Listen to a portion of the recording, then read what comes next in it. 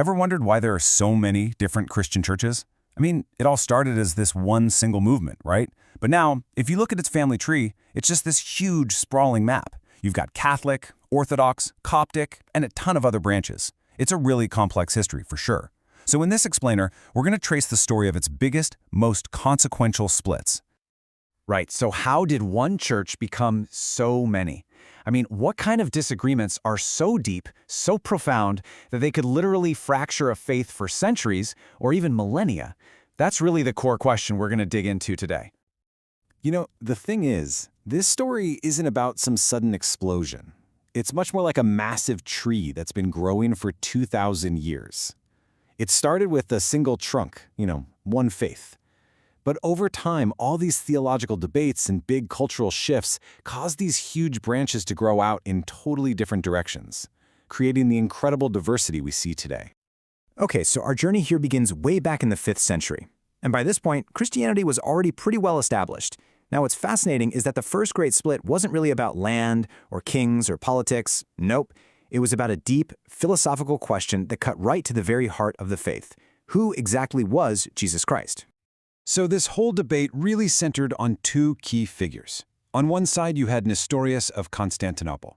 He suggested that Christ had two separate natures, a human one and a divine one, almost like two different people sharing a single body. But on the other side, Cyril of Alexandria pushed back hard. He argued for a much more unified view. Christ is one person, where the divine and the human are just perfectly united. Okay, so to try and settle this once and for all, church leaders gathered at the Council of Chalcedon in 451 AD, and they came up with this incredibly precise formula. They declared that Christ is one person but with two complete natures, one human and one divine. And to make sure nobody could misunderstand, they added these 4 key descriptions. The two natures are unmixed, meaning divinity doesn't water down humanity. Unchanged, so neither one is altered. Undivided, meaning you can't pull them apart, and unseparated.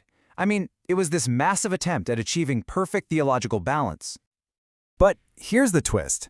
This solution didn't unite everyone. In fact, it did the exact opposite. It created the first permanent schism. See, the leaders of 6 really ancient churches, we're talking the Coptic, Armenian, and Ethiopian traditions, felt that this Chalcedonian formula just went too far.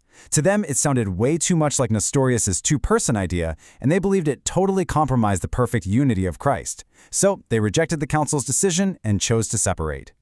So today, this family of 6 churches that rejected that council is known collectively as the Oriental Orthodox churches. And this, right here, was the very first major branch to separate from the main body of Christianity, a division that, believe it or not, remains to this day. All right, so the next major division is a bit different. It wasn't some single dramatic event. Instead, it was this slow 1,000-year drift between the two main cultural centers of the church. You had the Greek-speaking East, based in Constantinople, and the Latin-speaking West, based in Rome. And there were a bunch of forces pulling them apart. For starters, a huge language barrier emerged. The West spoke Latin, the East spoke Greek. Then you had major cultural clashes, especially during the Crusades, that created some really deep mistrust. And all the while, the Bishop of Rome, the Pope, was claiming more and more authority over the entire church, a claim that the Eastern bishops just never, ever accepted. And the final theological straw, the thing that really pushed it over the edge, it came down to just one little word in Latin, filioque, which means "and the Son." See, the original creed that everyone agreed on said the Holy Spirit proceeds from the Father, but the Western Church went and added "and the Son" to it, mostly to emphasize the unity of the Trinity. But for the East, this was a huge deal. Not only did it change the theology, but it also suggested the Son was an equal source of the Spirit, which was a point they really disputed. And while the theology itself was a big debate, the bigger issue for the East was all about authority. Their objection was pretty fundamental. They basically said, hey, wait a minute, one section of the church can't just go and change a creed that was established by the whole church. For them, Rome acting all on its own was just a massive, unacceptable overreach of papal power. So you've got all this simmering tension, right? Cultural, political, theological. It was basically a powder keg just waiting to go off. And in the summer of 1054, a spark was lit that caused a massive explosion. I mean, picture this. It was a moment of pure high drama. A delegation sent by the Pope literally marched into the Hagia Sophia Cathedral in Constantinople and slammed a bull of excommunication down on the altar, right against the Patriarch. Well, the Patriarch didn't just sit there. He promptly responded by excommunicating the Pope's delegates right back. And just like that, the Great Schism was official. So after that dramatic split, the two halves of the church were set on totally diverging paths. Over the next 1,000 years, they would each evolve their own distinct identities, their own theologies, and their own structures. And this really highlights the core differences that started to emerge. In the West, authority became super centralized under the Pope in Rome, creating this unified, universal structure. The East, on the other hand, continued its tradition of synodality. That's where decisions are made by councils of bishops working together. And this led to a family of self-governing national churches, like the Greek Orthodox or Russian Orthodox, where each one has a really strong local identity.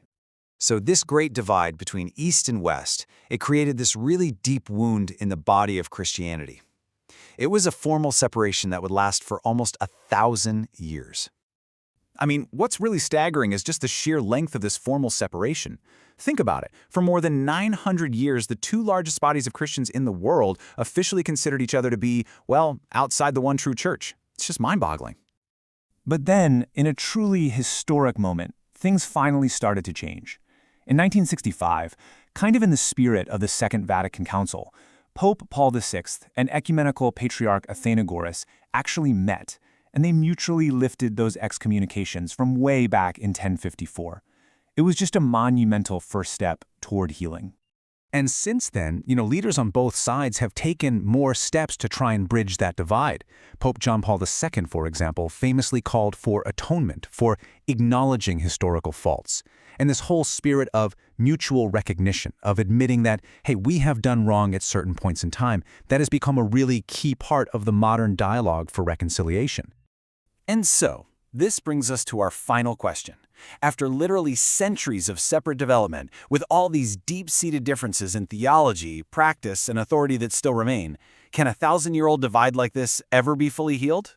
The search for that answer, well, it continues to shape the future of Christianity.